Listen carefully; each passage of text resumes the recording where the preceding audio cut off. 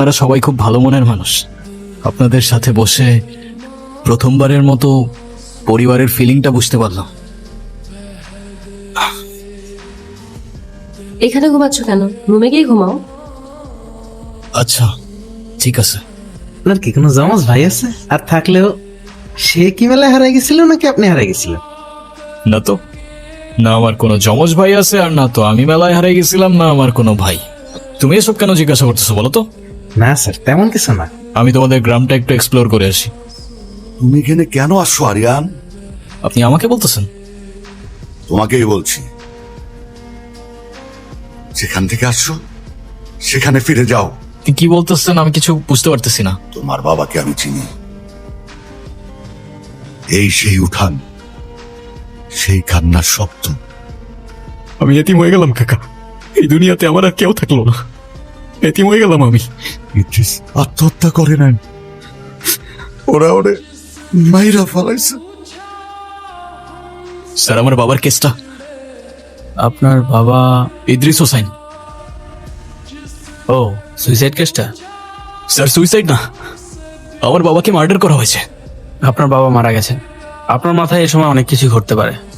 টাকা থাকলে নাকি বাঘের চোখও পাওয়া যায় স্যার, আর মার্ডারকে সুইসাইড করে দেওয়া তো তেমন কঠিন কিছু না, তাই না? আপনার কি কাউকে সন্দেহ হয়? সন্দেহ না স্যার, আমি সরাসরি বলি না, শিকদার চেয়ারম্যানের ছোট ভাই মনসুর শিকদার। তো কয় ওর বাপ নাকি আত্মহত্যা করে নাই, খুন হয়েছে, খুন। আয় হায়, এত ভালো লোকটারে কেন মারা ফেলেন? ওই তো বলে আপনি নাকি খুন করছে। হ্যাঁ? আমি খুন করছি? আচ্ছা যা, অয়জন কইছে আমি খুন করছি। মারার কারণটা শোন। সাসার কাছে আমি বেশি কিছু চাইনি, চাইছিলাম ছোট্ট একটা জমি। এই জমি আমি দিতে পারবো না। বড় ভাই, আপনি টাকার কথা বুঝাছেন, আমার টাকা লাগবে না। আপনার এই জমিটা আমার পছন্দ হয়েছে, আপনার জমিটা আমারে দিয়ে দেন। এই জমি চাষ করে আমি আমার ছেলেরে লেখাপড়া শিখেছি, সে এখন অনেক বড় হয়েছে, আমার জান যাবে, তো আমি জমি দিতে পারবো না। রে মানুষ, একটা গল্প শুনবি? রাজার গল্প। রাজা মানে আমার? বল বল। এক রাজ্যে এক রাজা ছিল, স্বৈরাচারী। রাজ্যের সবাই তারে ডাকতো নরপিশাচ।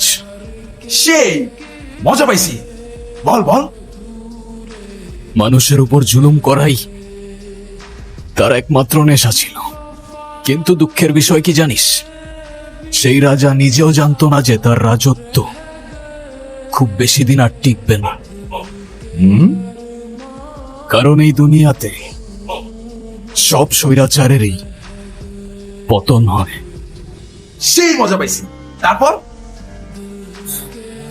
একদিন সেই রাজার রাজ্যেরই খুব সাধারণ একটা বালক রাজার বিপক্ষে চলে গেল, আর রাজার রাজত্ব চোখের পলকে ধূলিসাৎ হয়ে যায়। ওই কি বাপের সঙ্গে পাগল টাগল হয়ে গেল নাকি রে? তোরা কি অনেক কিছু খাওয়াইছিস রে?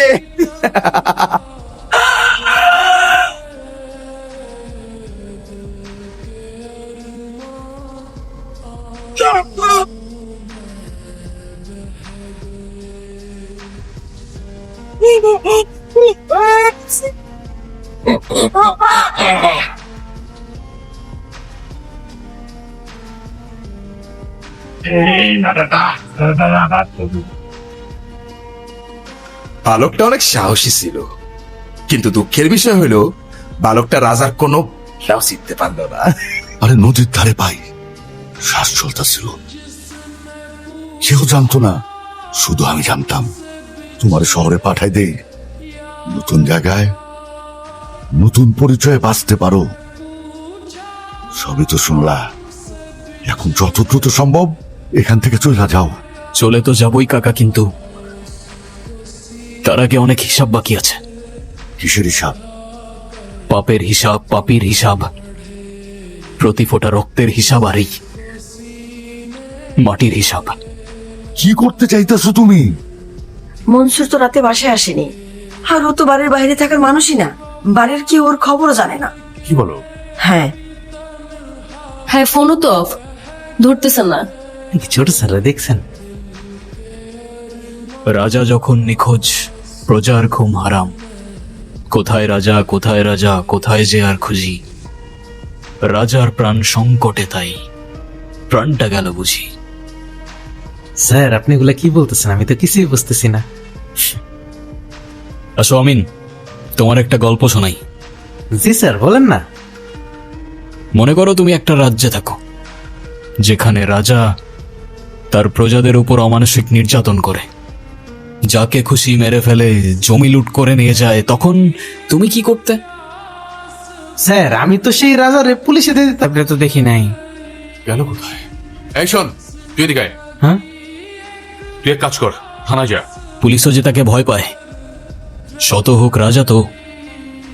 আচ্ছা ধরো আমিন, সেই রাজা তোমার বাবাকে জমি লুট করে নেবার জন্য খুন করে সেটা আত্মহত্যা বলে চালিয়ে দেয়। তারপর তোমাকেও মেরে ফেলার চেষ্টা করে, তখন তুমি কি করতে? স্যার আমি তো সেই জালিমের বাচ্চারে ফাঁসিতে ঝুলাই মেরে ফেলি। লাশ? লাশ? কিসের লাশ? কোথায় লাশ? ছোট স্যারের লাশ। কি বলছ?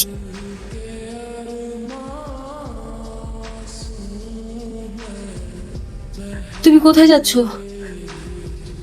অনেক দূরের পথ। আমাকে সাথে নিবা না?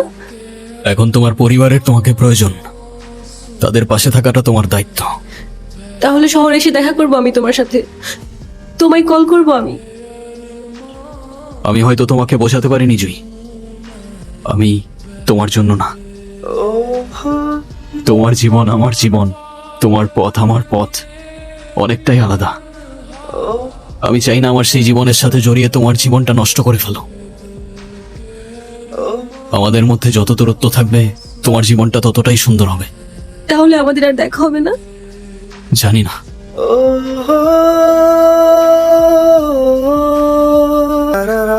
আমি তোমার জন্য অপেক্ষা করবো।